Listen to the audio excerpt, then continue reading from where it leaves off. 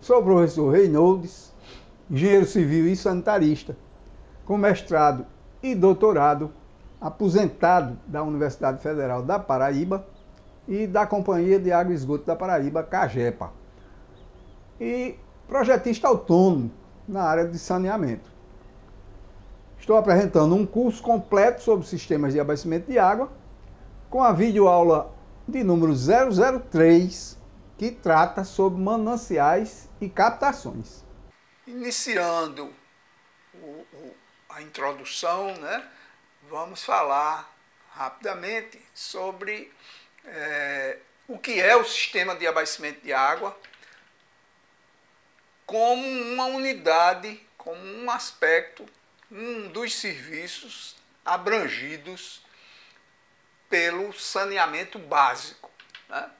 Nesse slide do SNIS, Sistema Nacional de Informações sobre Saneamento, de 2001, né? Do Ministério da ANA, né? Da Agência Nacional de Águas, o SNIS, ele apresenta um resumo do que é hoje tratado legalmente como sistema de saneamento básico, que é composto pelo abastecimento de água, sistemas de esgotos sanitários, sistemas de drenagem de águas pluviais e resíduos sólidos, né? Então, esses 4 serviços compõem legalmente, ou seja, a legislação atual define como o sistema de saneamento básico no Brasil. A lei é o marco legal do saneamento, que define e trata desses serviços públicos fundamentais para a saúde e bem-estar da população, né? Então aqui tem esse esquema apresentado, né, que mostra o sistema de abastecimento de água que a gente vai estudar, né, nessa primeira etapa, desde a captação no manancial, né, que de forma esquemática, bombeamento, estação de tratamento, transporte, reservação e distribuição, né? Esse é o sistema. E apresenta também os outros serviços que a gente falou, né, como o sistema de esgoto, o sistema de drenagem de água pluvial e o sistema de resíduos sólidos, né? O serviço de resíduos sólidos, o serviço de esgoto e o de drenagem, né? Então, esse é o assunto abrangido por saneamento básico, né? Dentre esses serviços, a gente vai começar agora a estudar o de abastecimento de água, né? A água é um recurso natural fundamental, né, para a vida. Usar e reusar, evitando desperdícios, tratar a água usada e devolvê-la à natureza em condições adequadas.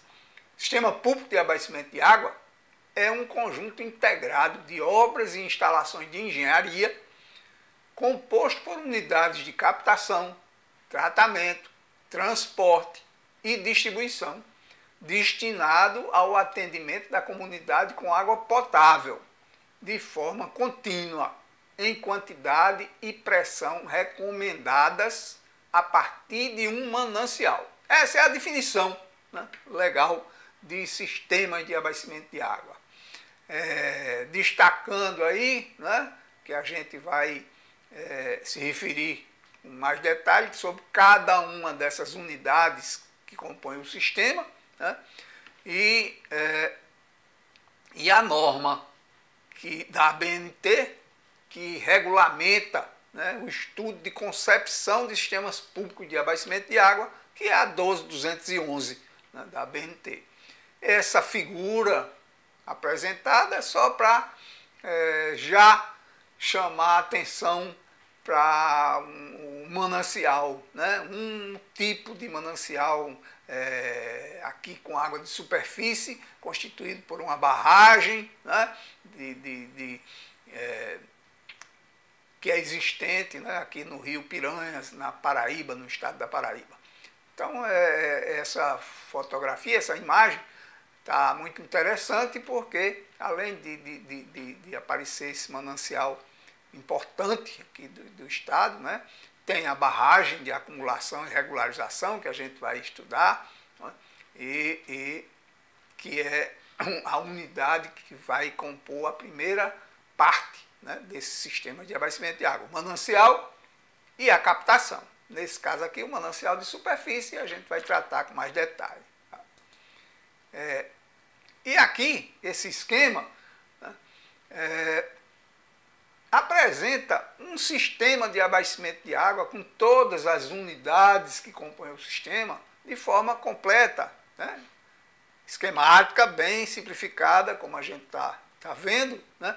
Mas que é interessante para entender como esse sistema funciona, quais são essas unidades que compõem o sistema, né?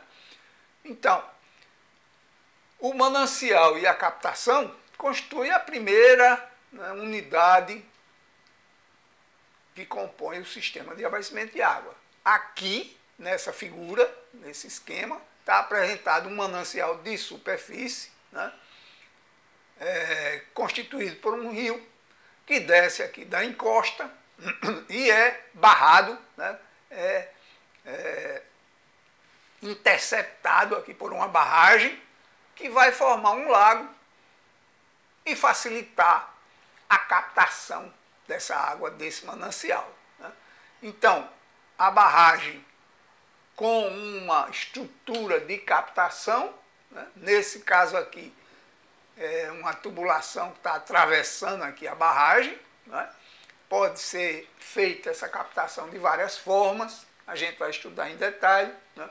Aqui, só mostrando que essa é a primeira unidade, né, composta pelo manancial e a captação da água no manancial, tá? Para atender àquela cidade objeto do sistema, do serviço. Essa água captada, ela é transportada, né, através de uma tubulação específica, que tem um nome, né, assim, próprio, que é chamada de adutora, porque é uma tubulação que vai transportar, aduzir, né, a água captada de um ponto, no caso aqui do manancial, até a estação de tratamento, né? Mas as adutoras transportam água dentro do sistema de um ponto, de uma unidade para outra, né? E elas podem funcionar, como no caso aqui, por gravidade, porque o manancial está numa cota, né, topográfica superior à próxima unidade aqui, que é o tratamento, a estação de tratamento. Então, por isso, ela vai estar exposta aqui como uma tubulação que vai funcionar por gravidade e está transportando água bruta, né, do manancial, a água que ainda não está tratada, a água como ela se apresenta aqui no manancial, na natureza. Então, essa é a unidade de transporte, né, ou a adutora. Essa água transportada, no caso aqui, vem para a estação de tratamento, que é a unidade do sistema que vai adequar a água bruta, que foi captada lá no manancial, a um padrão de potabilidade, no caso brasileiro, né, o padrão de potabilidade é ditado pelo Ministério da Saúde e controlado, fiscalizado através da vigilância sanitária, né? E o que a estação de tratamento, essa unidade, faz é reduzir alguns níveis de substâncias ou de características que a água bruta pode conter, né, até determinados níveis, até determinados teores, até determinadas quantidades. Então, o padrão de potabilidade, na realidade, é uma relação dessas características e substâncias, inclusive micro-organismos, né, que a água pode conter, até determinadas quantidades. Como a água bruta, muitas vezes, vem com algumas dessas características, substâncias ou micro-organismos acima dos níveis limitados pelo padrão, a estação de tratamento vai adequar, vai reduzir essas substâncias a um nível determinado pelo padrão de potabilidade. No máximo, a água pode ter aquela quantidade daquela determinada substância. Esse é o objetivo, né? A função, o papel da estação de tratamento de água, essa outra unidade. Então, só revendo aqui o que a gente já falou, né? O manancial e a captação, o transporte, o tratamento. Aí vem uma outra unidade que se chama de estação de bombeamento, estação elevatória, é uma unidade que faz a elevação da água de uma cota mais baixa para uma outra mais elevada, né? Essa é a unidade denominada de estação de bombeamento, estação elevatória. E essa bomba bombeia, né, recalca a água através de uma outra adutora, de uma nova tubulação, né? Nesse caso aqui representada por esse traço, né? Que vai transportar água tratada agora. Então, aquela adutora primeira, né, do manancial até a estação de tratamento, a adutora de água bruta, e no caso aqui funcionando por gravidade, e essa outra adutora por recalque e transportando água tratada, né? Mas é uma tubulação que tem, a gente vai estudar, né, em detalhe, dimensionamento, projeto, etc. Tem princípios semelhantes, claro, né, e se comportam e são dimensionadas e projetadas também de forma semelhante, são adutoras, né? Essa água transportada, água tratada, vai para uma outra unidade do sistema, que é o reservatório de distribuição, né? O reservatório, posicionado em determinado local, com cota, né, adequada, de acordo com o dimensionamento, vai manter, né, vai determinar as condições de pressão e de vazão que vão ocorrer na rede de distribuição, né? O reservatório vai ter essa função, além de outras, né? Mas fundamentalmente, né, garantir pressão e vazão adequada na rede de distribuição, além de também propiciar funcionamento ininterrupto, né, no sistema da rede de distribuição, mesmo quando eventuais paralisações ocorram no sistema de produção, né? Então o reservatório também tem esse papel, né, de manter o sistema funcionando 24 horas, ou seja, reservar mesmo água, uma certa quantidade, para manter o sistema funcionando 24 horas na rede, né? E, finalmente, a rede de distribuição, que é o conjunto das tubulações, ó, aqui está apresentado também esquematicamente, né, com esse traço, que são as tubulações assentes nas vias públicas e que vão transportar a água tratada até vamos dizer, a ligação domiciliar, a porta do cliente, vamos dizer, seja ele uma ligação, seja ela uma ligação residencial, comercial, ou pública, ou industrial, né? Esse transporte da água tratada pela rede de distribuição vai até esse ponto, né? Na entrada do consumidor, né? que pode ser de alguma dessas categorias que a gente falou. Então, e essa ligação, né, entre a rede de distribuição e o interior da instalação do consumidor, né, da residência ou de outro tipo de consumidor, é feita pela ligação domiciliar, ligação predial, né, que é essa tubulação mais fina e que se considera, inclusive, como parte da rede, uma extensão da rede com um diâmetro menor, né, e vai levar água até a porta, até ao consumidor. Tá? Então, essas são as unidades que compõem o sistema de abastecimento de água. Né? O manancial com a captação, o transporte, o tratamento, a elevação, a reservação e a distribuição. E a gente pode subdividir, inclusive, esse sistema, né, em dois subsistemas. O subsistema de distribuição, composto pelo reservatório e rede, né, e o sistema de produção, composto pelo manancial, captação, transporte, tratamento, né, entregando essa água tratada no reservatório, né, produzida, né, por esse conjunto de unidades que a gente se referiu. Tá? Então, esse é o sistema de abastecimento de água, composto por esses dois subsistemas, de um conjunto de unidades que funcionam de forma integrada, interligada. Né?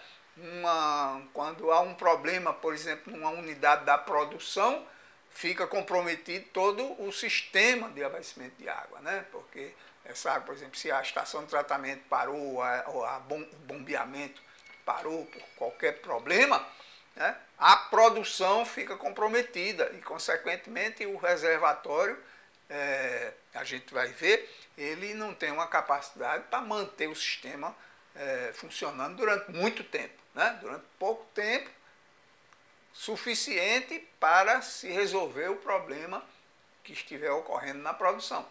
Mas uma paralisação numa unidade da produção implica numa paralisação também posterior no sistema como um todo, quer dizer, na rede de distribuição, né, na água que vai chegar na casa do consumidor. Né? Então é por isso que esse sistema é tratado como um sistema, né, como unidades integradas, interligadas, funcionam uma dependente da outra, né, o sistema de distribuição. E é esse assunto que a gente vai tratar, né? Iniciando um estudo da evolução dessa tecnologia, da evolução ao longo do tempo desse serviço, né, de abastecimento de água para a humanidade. Né? Como foi que esse sistema de abastecimento de água evoluiu ao longo do tempo, como ele surgiu, né, e como se encontra hoje, né, no mundo aqui, no Brasil em particular. Então, vamos fazer um resumo bem simples, né, mas bem procurando ser bem objetivo sobre essa evolução. Né? Então, na antiguidade, as civilizações que se destacaram nesse período desenvolveram técnicas, né, de água para atender suas cidades de forma diferenciada, né, de uma civilização para outra, mas as grandes civilizações todas desenvolveram tecnologias para implantarem seu sistema de abastecimento de água. Né? Em todos os continentes, né, em todas as regiões, algumas civilizações se destacaram, como a Índia, a China, né, na Ásia, a Mesopotâmia, com a Síria e a Babilônia, né, no Egito, na Grécia, em Roma, na América Latina, inclusive, né, no Peru, por exemplo, esses povos Xavi e Nazca, além de outros, né, todas essas civilizações que mais se destacaram, que mais desenvolveram, dizer assim, né, no período antigo, produziram algum sistema para atender as suas populações com água, né? Claro que não tinham um sistema de tratamento como a gente tem hoje, né? A gente vai ver que isso é a evolução desse serviço ao longo do tempo, que produziu esses tratamentos de água mais avançados, que atualmente são utilizados, mas que procuravam, né, captar e transportar água de boa qualidade, né? Normalmente iam buscar alguma distância das suas cidades, né? Por exemplo, Roma, né, a gente vai comentar um pouco mais, transportou água de distâncias grandes, né, através dos aquedutos romanos famosos, né, porque ia buscar água de melhor qualidade. Ela tinha água passando por dentro da cidade, né, o rio, quase todas essas cidades grandes da antiguidade foram implantadas, se desenvolveram nas margens de rios, mas iam buscar água para beber distante, né? Porque pegavam a água de melhor qualidade, né? Então, como eu disse, Roma se destaca, né? Com os aquedutos, termas, piscinas públicas, fontes ornamentais e chafarizes, documentando inclusive a administração desse serviço, né? Roma antiga, né?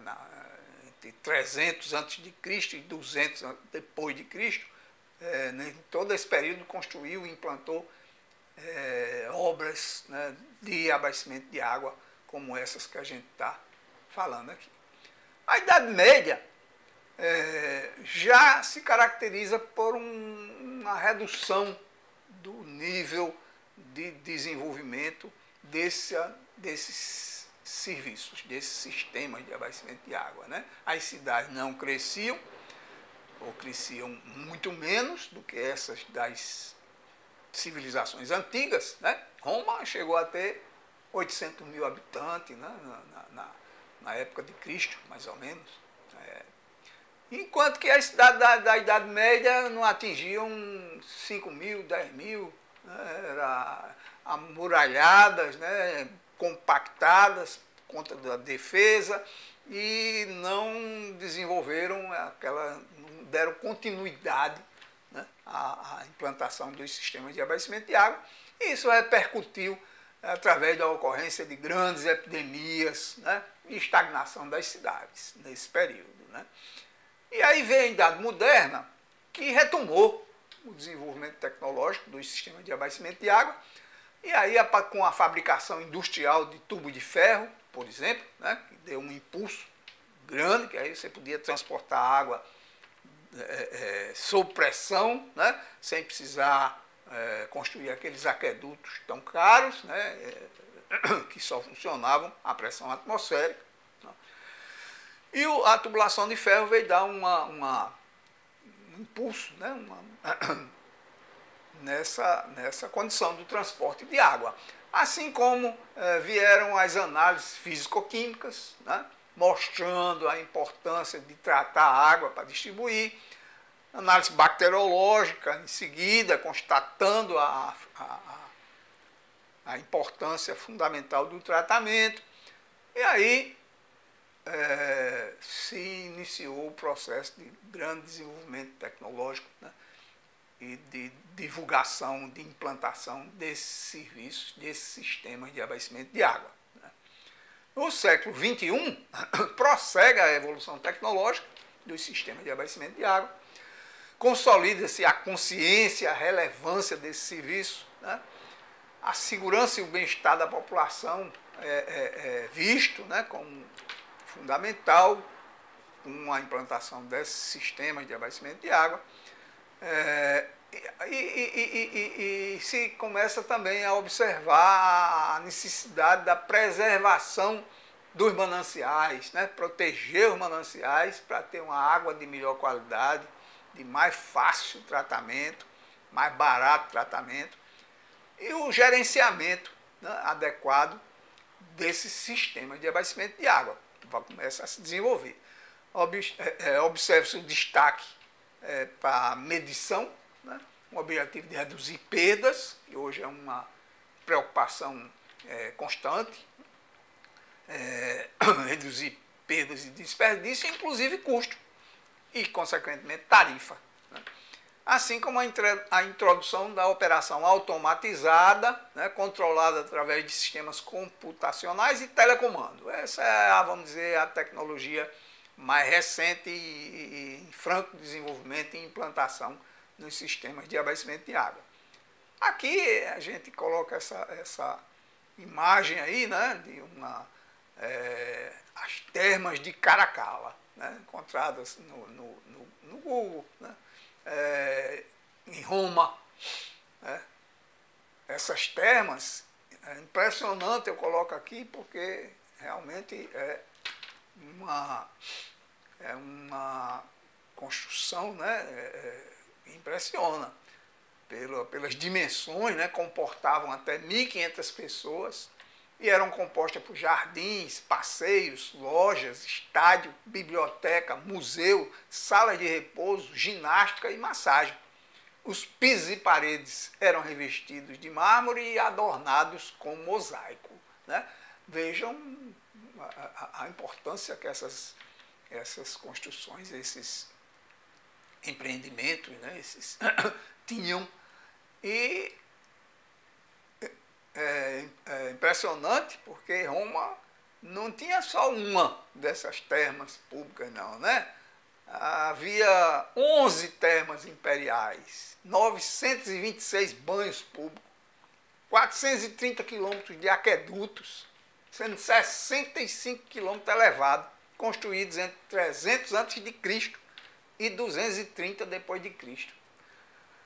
Então, isso, além de mostrar a importância que era dada, né, para a água, o abastecimento de água da cidade, mostrava também a preocupação de trazer água de boa qualidade, né, de melhor qualidade do que, como eu já me referi, aquela do rio que passava por dentro da cidade, mas que com certeza recebia todos os dejetos, resíduos da cidade, né? E investiram e muito, né, nesse tipo de obra. Até hoje se observa, se constata, né, alguns desses viadutos ainda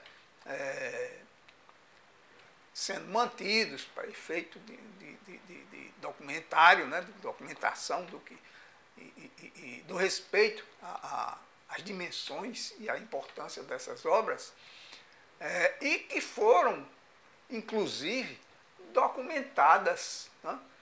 Tem documentos escritos sobre a administração desse sistema de abastecimento de água de Roma. Eu destaco um pouco isso porque realmente me impressiona, né, muito, eu acho importantíssimo. A civilização romana, com relação ao abastecimento de água, além de outros setores da engenharia, ela desenvolveu muito, né? E no Brasil, como evoluíram esses sistemas, esses serviços de abastecimento de água? Eu, ao longo do tempo que dei aula sobre essa matéria, fui formando, lendo diversos documentos, artigos, trabalhos, livros, etc. E firmei aqui um cronograma, né, um sequenciamento da evolução desse serviço no Brasil, que evidentemente não tem nada de exato, né, mas que dá uma ideia desses períodos, né, que ocorreram com relação a abastecimento de água. Então, entre 1500, no descobrimento, até 1940, né, o que ocorreu foram ações isoladas, né, do governo federal e estaduais, né, alguns, que atenderam precariamente sempre as cidades politicamente mais importantes, né? Então, aquelas cidades mais importantes, em termos de população, né, de poder econômico, implantaram sistemas de abastecimento de água, mas nunca com, por exemplo, atendendo 100% da população da cidade. Né? Atendia parcialmente e grande parte da área urbana atendida através de chafarizes públicos, né? As pessoas deslocavam para lá, a população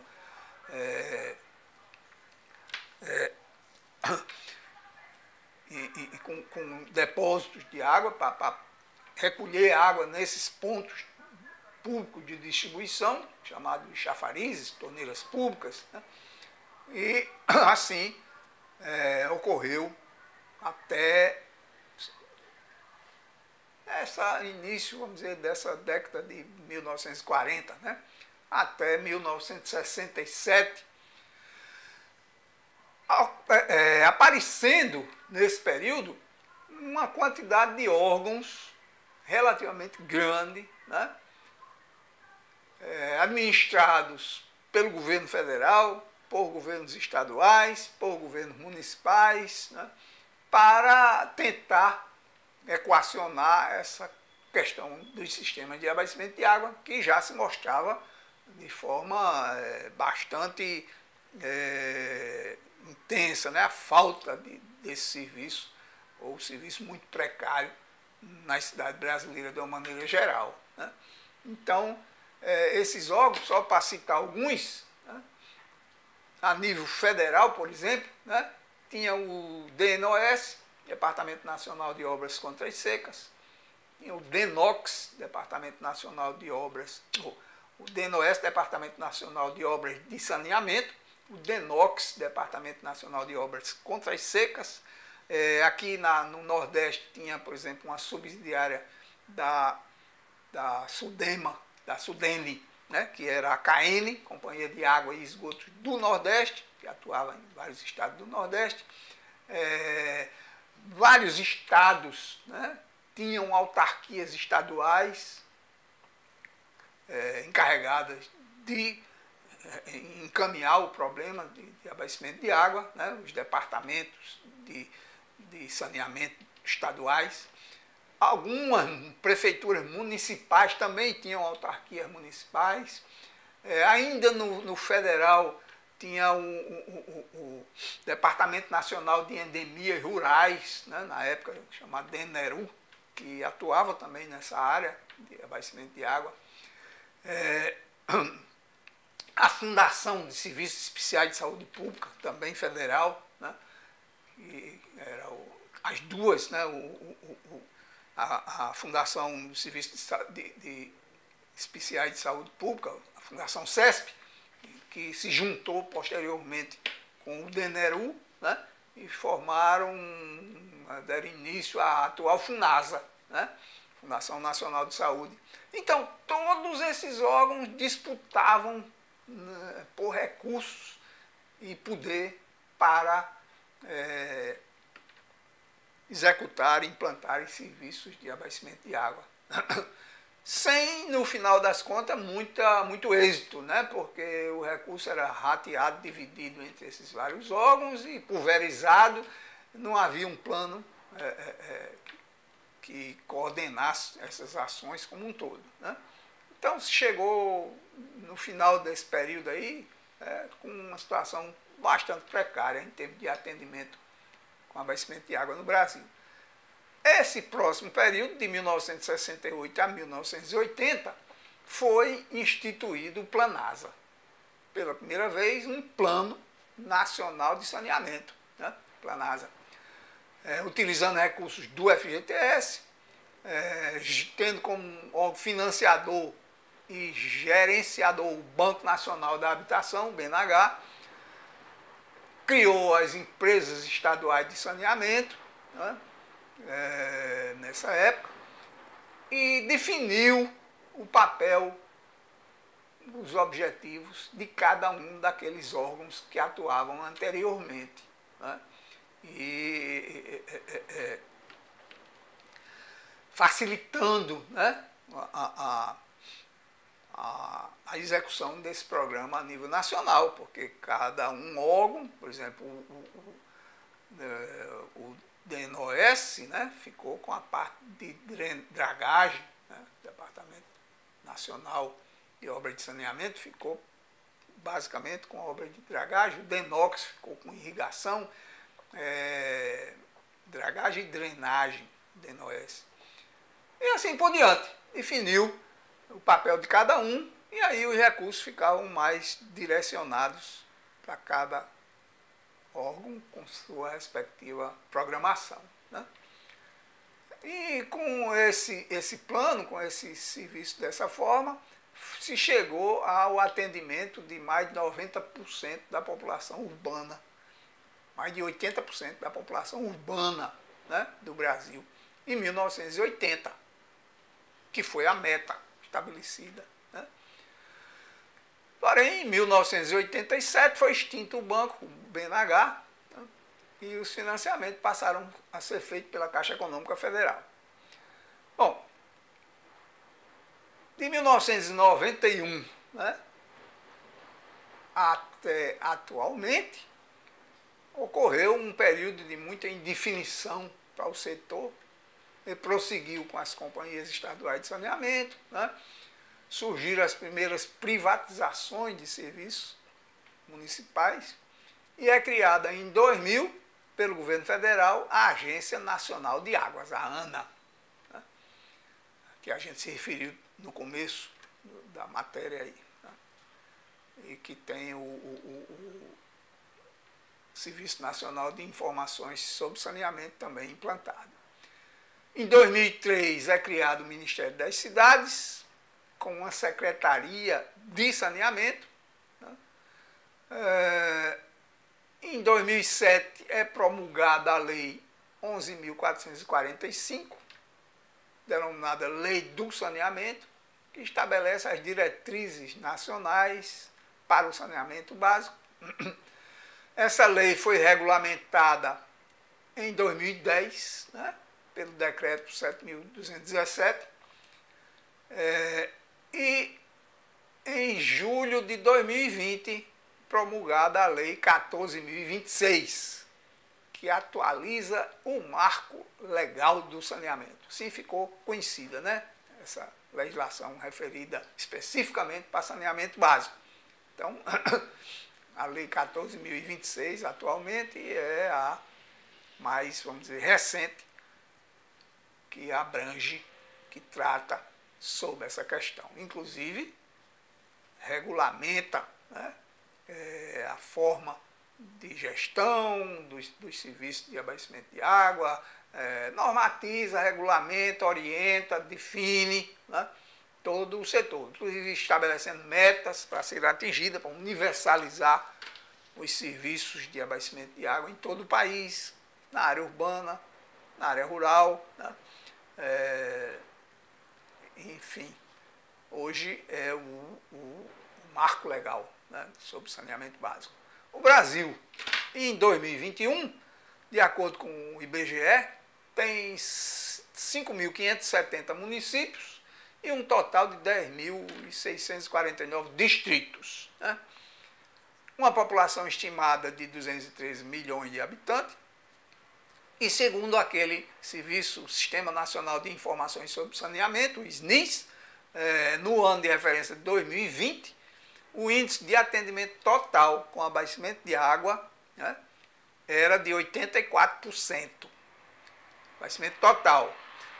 E o urbano de 93%. Ou seja, 93% da população urbana tinha água à disposição, né, água tratada à disposição. Essa é a situação atual de abastecimento de água no Brasil. Bom, qual a importância desse serviço, né, de abastecimento de água para a população, para a saúde pública? Os serviços, os sistemas de abastecimento de água, além de serem fundamentais para a saúde da população, né, através do controle e prevenção da instalação de doenças de veiculação hídrica, proporciona o desenvolvimento de hábitos higiênicos na população, facilita a limpeza pública e a manutenção de praças e jardins, permite as práticas desportivas e recreativas nas cidades, né? Contribui para o conforto e a segurança da comunidade. Esse conjunto, né, de atividades, de encaminhamentos, né, de atenção, que proporcionam essas vantagens relativas à saúde pública, mostram a importância desse serviço, né? Principalmente, fundamentalmente para isso, para melhorar as condições de saúde da população, saúde pública. Mas também o sistema de abastecimento de água contribui de forma decisiva para o desenvolvimento econômico. Como? Né? Através do aumento da vida média e vida eficiente da população. Né? A vida média, como todos sabem, né, o período de vida que, em média, vive uma população daquela região, daquele país, né, daquela cidade. Então, os sistemas de abastecimento de água proporcionam isso, né, o aumento dessa vida média da população, além da vida eficiente também, que é o período da vida que o indivíduo está apto para trabalhar, né, não está com doença. Facilita a implantação de indústrias e as atividades de turismo e lazer. Né? Então, uma cidade sem um serviço, um sistema adequado de abastecimento de água, vai ter essas atividades, com certeza, prejudicadas. Né? E como é que a água influi, interfere como veículo na transmissão de doenças? Né? Só para ficar bem clara essa questão da água na saúde pública. A água, através dos modos de alguns tipos de transmissão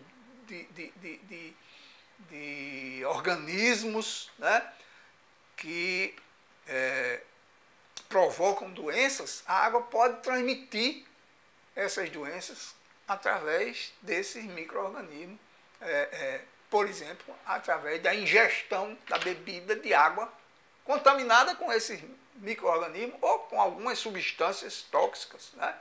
Então, mas a transmissão de doenças, basicamente, através de água contaminada, principalmente como as febres tifoide e paratifoide, por exemplo, né? Transmitida pela bactéria responsável, né? E que pode chegar na água pelo lançamento de resíduos, de dejetos, etc. Né?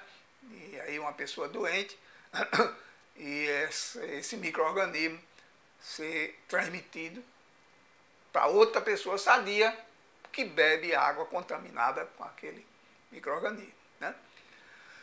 Através da ingestão do alimento contaminado pela água. Por exemplo, a ameba, né? A amebíase. Quer dizer,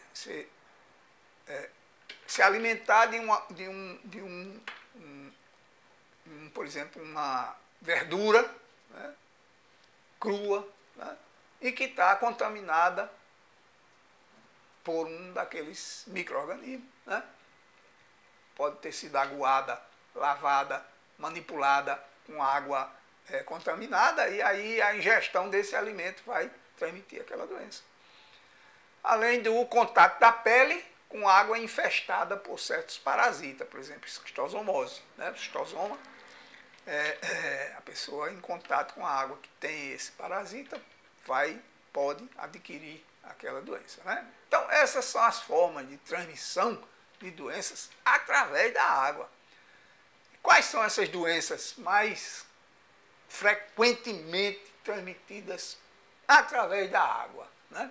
Então, se relaciona, né, como doenças chamadas de importância primária, porque quando ocorre um surto de uma dessas doenças,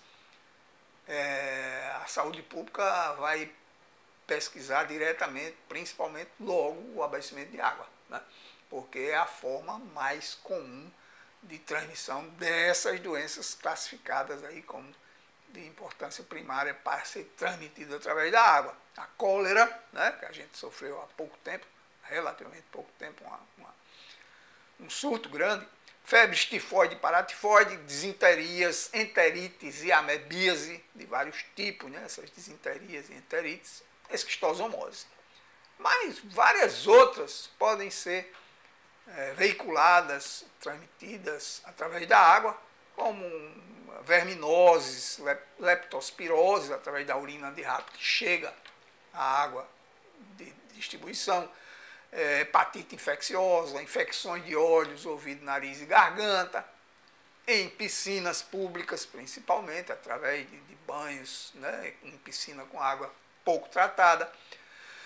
Enfim, várias outras doenças provenientes, por exemplo, de resíduos industriais tóxicos, né, pesticidas, herbicidas e outras substâncias resultantes de novos produtos industriais farmacêuticos, antibióticos e hormônios, né? Todo ano tem lançamentos aí que a gente não tem ainda um estudo definindo, né, os riscos dessas substâncias no abastecimento de água, cosméticos e outros ditos microcontaminantes orgânicos, os denominados micro-organismos emergentes, como as algas cianofíceas e outros, né?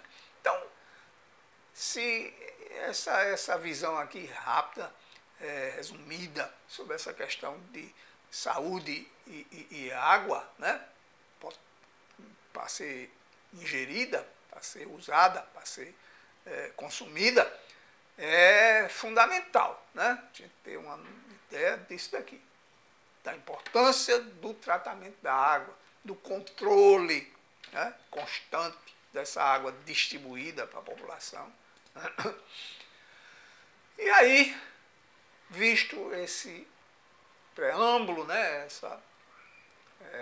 esse resumo aí da importância dos sistemas de abastecimento de água, da evolução, vamos começar a tratar sobre o projeto de um sistema de abastecimento de água, né?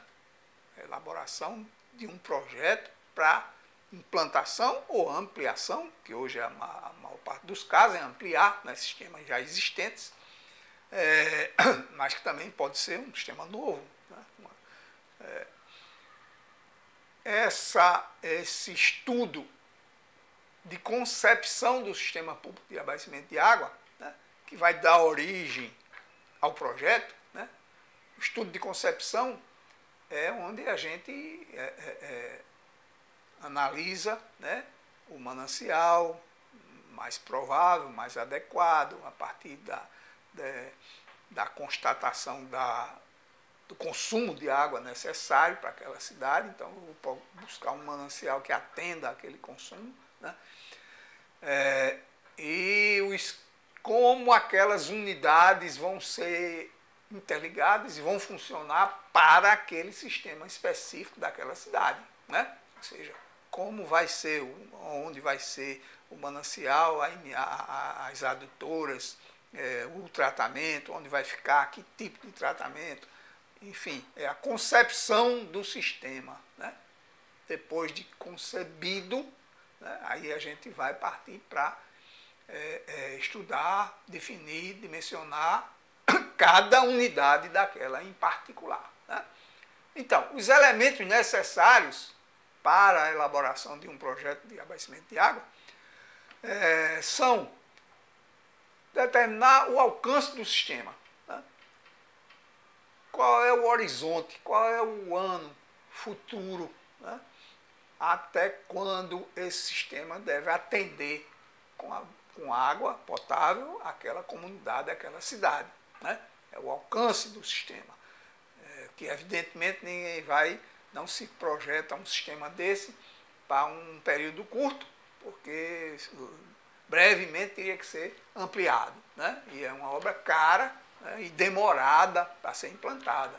Então, se projeta esses sistemas para o atendimento, aqui no Brasil, muito usual é 20 anos, né? Mas que pode variar, evidentemente, em função das determinações do contratante, né? Em função da disponibilidade de recursos, enfim, das conveniências daquela cidade, né? Do crescimento populacional, se é mais lento, enfim. Mas é fundamental, né, definir esses elementos, o alcance do sistema, a população que vai ser atendida naquele ano de alcance, né, no futuro, qual vai ser a população daquela cidade naquele futuro, naquele ano lá, definido no alcance. Estudar os coeficientes de variação de consumo, que a gente vai ver em seguida, né, quais são esses coeficientes, que o consumo de água numa cidade varia, né, ao longo dos dias do ano, ao longo das horas do dia. Né. Então a gente precisa determinar como ocorre essa variação, né. Qual vai ser a demanda, qual vai ser o consumo estimado para aquele futuro, para aquela população futura, naquele ano de alcance. Né. Esse é o dado que a gente vai chegar e que vai determinar, né, a pesquisa do manancial, procurar um manancial que forneça, tenha condições de fornecer aquela vazão estimada para o futuro, né, a demanda da cidade, qual vai ser em termos de água. A configuração topográfica, né? A topografia é o dado físico assim fundamental, porque todo o sistema vai ser baseado, né, nas diferenças de nível, de cotas topográficas, né, para definir bombeamento, né, cota de água de reservatório, se a adutora vai funcionar por gravidade ou por recalque, ou seja, as ruas com as suas topografias também, claro, para implantação das tubulações da rede, em que pressões vão ocorrer nessa rede, né, em função da topografia. Então, esse é o elemento físico inicial, né, para se fazer o projeto de um sistema de abastecimento de água. E aí, de posse desses elementos, né, se parte para elaborar o projeto básico, que é composto basicamente, né, como o próprio nome diz, por uma descrição do sistema que está sendo projetado, né, caracterizando a cidade, a comunidade, os aspectos sociais, ambientais, desenvolvimento socioeconômico, enfim. Descreve a cidade e o sistema de abastecimento de água proposto. Descreve de onde ele vem, qual é o manancial, qual vai ser o tipo de tratamento, enfim, uma descrição de todo o sistema, né, acompanhada de uma memória de cálculos. Né? A gente faz um memorial descritivo e uma memória de cálculos daquele sistema descrito, de todas aquelas unidades de per si. Né? O cálculo de cada uma das bombas, de adutora, de rede, de cada uma daquelas unidades. Né? A memória de cálculo. Aí, o projeto está definido, se elabora as especificações técnicas para os serviços, materiais e equipamentos que vão compor aquele sistema de abastecimento de água. Né? E o orçamento, né, a estimativa de custos para a lista de serviços, materiais e equipamentos também. Né? Saber quanto vai ser necessário de recursos para financiar, para executar, para construir, para implantar aquele sistema. E as peças gráficas, os desenhos, né, que vão conter os desenhos de cada uma daquelas unidades para irem para o campo, para a construção, para a implantação. Os desenhos detalhados de cada uma delas. Isso é o projeto, dito projeto básico. Né? Esse projeto, depois de aprovado, analisado e tal, é elaborado um projeto executivo, que aí vem com o detalhamento do tipo do projeto elétrico, para as unidades movidas, né, à eletricidade, por exemplo, as estações elevatórias, as estações de tratamento. Então, tem o projeto elétrico, o projeto estrutural das unidades que vão ser construídas, né, em concreto, principalmente, ou no outro tipo de estrutura, de material, mas que precisa desenvolver, elaborar o projeto estrutural de cada uma delas. A automação, que hoje é muito importante, né, projeto de automação ou automatização das unidades também. O projeto ambiental, né, fundamental desde o começo. Aqui, quando se vai estudar, conceber o sistema de abastecimento de água, já se observa e comenta, e estuda e descreve as questões ambientais implicadas, né? Por exemplo, se for preciso construir uma barragem, né, que vai alagar uma certa área, então tem que ter o estudo de impacto ambiental, dependendo das dimensões dessa barragem, né, para aprovar a implantação desse sistema. Mas assim tem que ser observado em todas as unidades, né, as questões ambientais.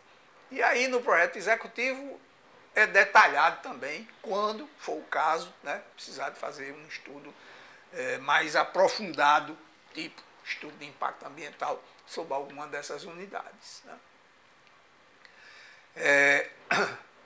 Então, esse é o objetivo, né, do nosso curso. Sistemas de abastecimento de água, como é que eles evoluíram ao longo do tempo, como é que está essa tecnologia hoje, como é elaborado um projeto para um sistema de abastecimento de água, né? Vamos dizer, a fonte de água, né, o manancial onde eu vou buscar água, é o elemento fundamental e, vamos dizer, principal, mas é um elemento fundamental, né? Primeiro eu tenho que buscar o manancial, onde é que tem água em qualidade e em quantidade suficientes para atender aquela demanda estabelecida para o futuro, aquela demanda de água estabelecida para o futuro daquela cidade, né? Os mananciais, ou a água doce, né, distribuída na terra, essa é uma questão que é muito divulgada, muito comentada, muito debatida. A gente coloca aqui uma forma bem resumida também para destacar, né, a importância dos mananciais na terra, né? Então, isso você encontra em vários trabalhos, em vários livros, em vários comentários, programas, etc. Mas se observa que 97% são de água salgada, né, encontrada nos oceanos e mares. Eu quero só fazer um comentário rápido aqui, né, sobre essa questão da água salgada nos oceanos e mares.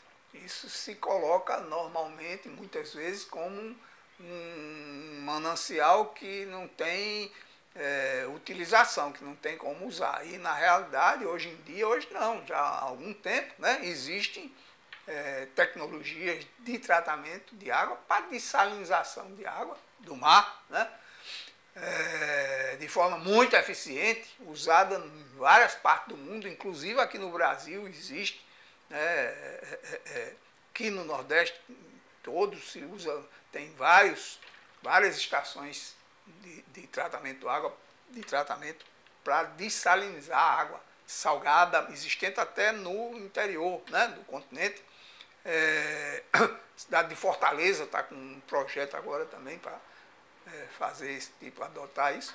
Ou seja, essa água salgada disponível nos oceanos e que cobre a maior parte da superfície da Terra, né, ela constitui um manancial, né, que pode e é utilizado. Claro que com um custo ainda hoje, um preço mais elevado, né, devido a essa técnica de tratamento de dessalinização, mas que com o tempo está sendo reduzido, barateado, e em certas situações no mundo se torna mais barato, né, do que transportar de uma distância enorme, né, essa água doce já. Então, isso aqui é só para, vamos dizer assim, reduzir um pouco essa expectativa que às vezes se cria, né, de que a água no planeta Terra está se acabando. Tá? Não é verdade. Né? Inclusive, a gente vai ver em seguida o ciclo hidrológico, a quantidade de água disponível na natureza é a mesma. Né? Há muitos séculos, né? Não se modifica. Ela está circulando, né? Mas a quantidade é a mesma. Tá? Lógico que a gente tem que estar atento e trabalhar sempre com relação à proteção dos mananciais, né? Porque quanto mais protegidos esses mananciais que a gente usa forem, menor é o custo de tratamento e melhor o uso dessa coleção de água natural, né, para a comunidade. Água menos poluída, menos contaminada. Então, isso é fundamental. Né? Proteger os mananciais de uma maneira geral, as coleções de água, mesmo que não sejam usadas para abastecimento público, as águas naturais têm que ser protegidas, né? Porque formam ali um meio ambiente específico, né? E que tem que ser usado de várias formas pela comunidade e pelos animais e, enfim, vegetais da área. Né?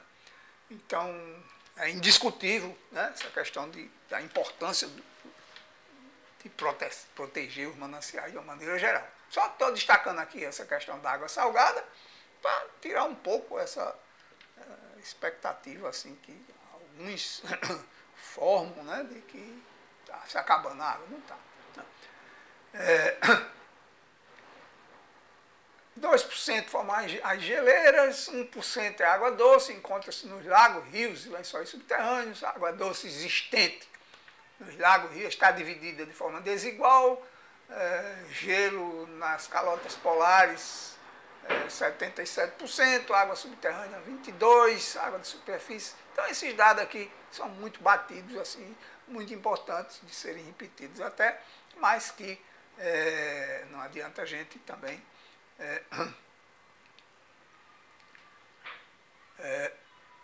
perder muito tempo com isso. A gente destaca aqui essa fotografia aqui, essa imagem, né, do Brasil com a América Latina, né, a parte da América do Sul aqui, que contém a bacia amazônica. Né? Isso realmente vale a pena a gente destacar, observar, né, as dimensões dessa bacia com água doce. Né? Isso aqui joga aqui no mar por segundo, né, uma vazão mais de 120, 150 mil metros cúbicos por segundo lançada aqui no mar. Né? Dá para abastecer muita gente. Né? Cidade de São Paulo, eu acho que hoje, né, sabia há um certo tempo atrás desse número mais de forma mais precisa, mas é na faixa de 30 a 40 metros cúbicos por segundo de água. Aqui é 100 e tantos mil metros cúbicos por segundo jogando aqui no mar, né, nas águas aí do Oceano Atlântico. Tá? Mas também é só para mostrar, né, que isso realmente é uma riqueza, uma condição importantíssima, né, para a nossa região aqui, nosso país e vizinhos aqui da América Latina.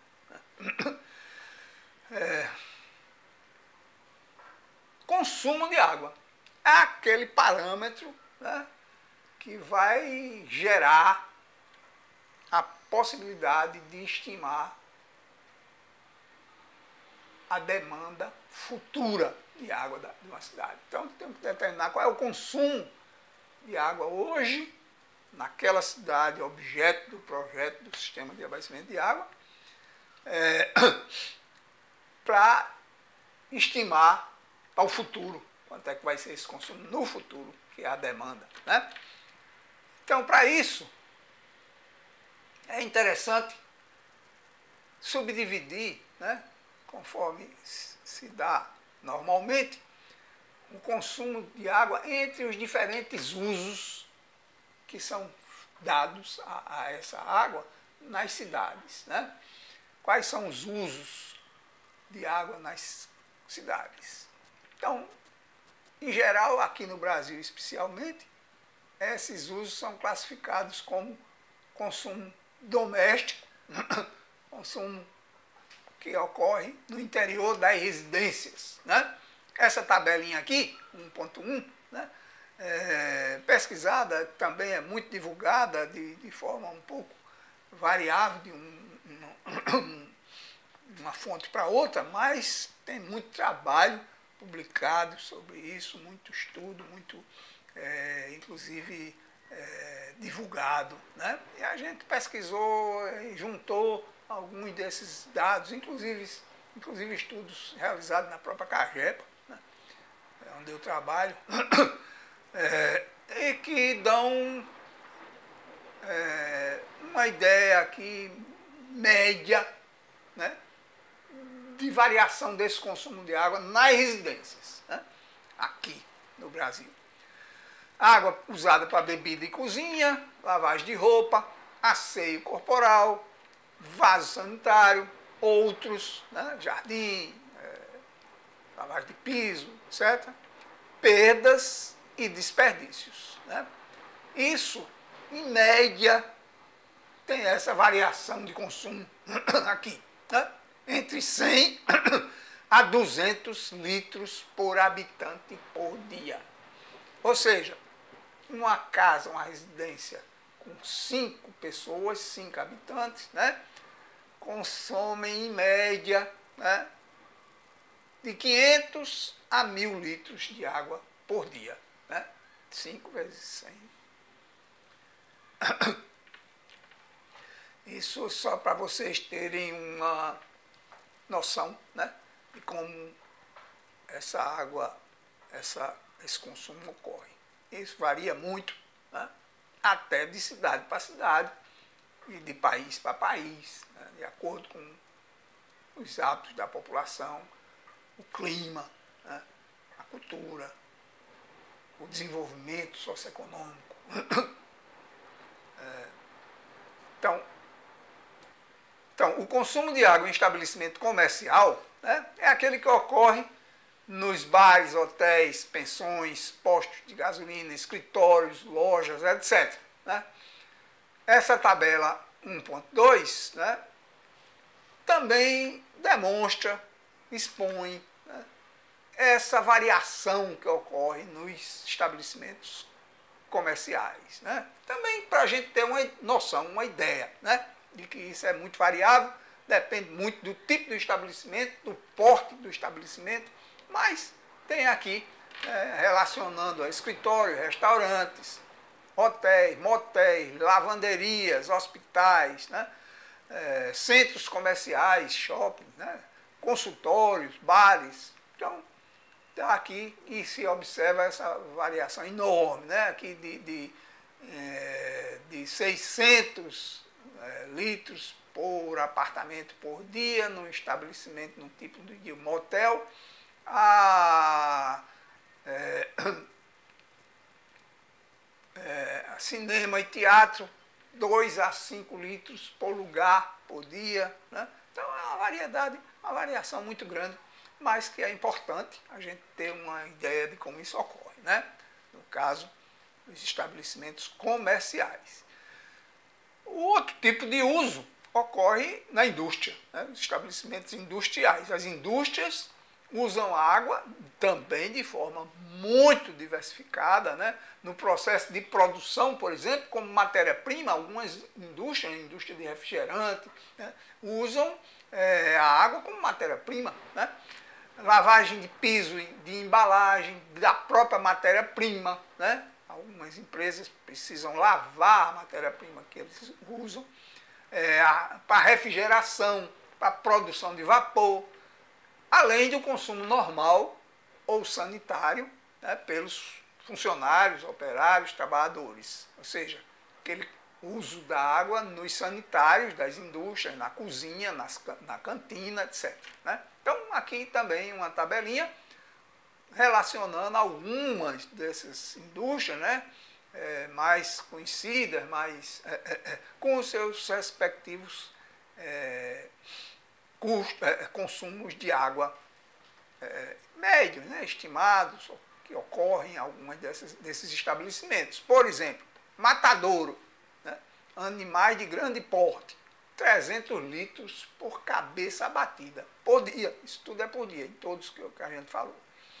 Papel, indústria de papel, né? 400 litros por quilo de papel produzido. Canteiro de obras, né? Os engenheiros, aí, 60 a 100 litros por operário por dia.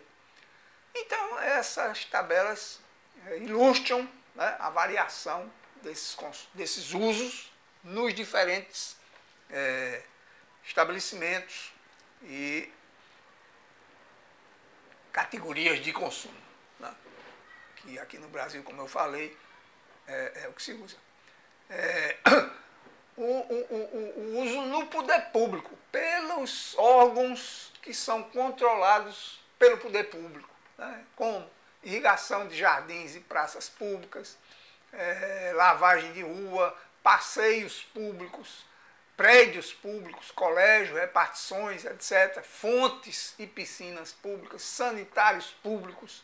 Então, essas edificações, esses estabelecimentos subordinados ao poder público, né, também têm uma importância e uma variação enorme de consumo, de uso da água.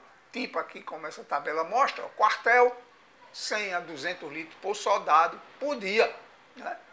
Colégio, universidade, creche, né? Mercado, templos e igrejas, rodoviária, centros de convenção. Quer dizer, essa é uma variação que ocorre de consumo de água nesses estabelecimentos classificados como públicos, né? Ou subordinados ao poder público. Paga a conta pelo poder público. Essa é a variedade de consumo neles, né? E a última parcela, que são as perdas, né? As perdas ocorrem em todas as partes do sistema de abastecimento de água, devido a vazamentos em estrutura, tubos, né? Canos, conexões, peças e equipamentos. O nível de perda admissível deve ser pré-determinado pelo contratante do projeto e deve ser considerado na vazão. Essa questão de perda aqui no Brasil é muito séria, é muito grave, né? E está sendo muito observada e discutida, né? E trabalhada. Já está se determinando níveis, metas para perdas nos sistemas de abastecimento de água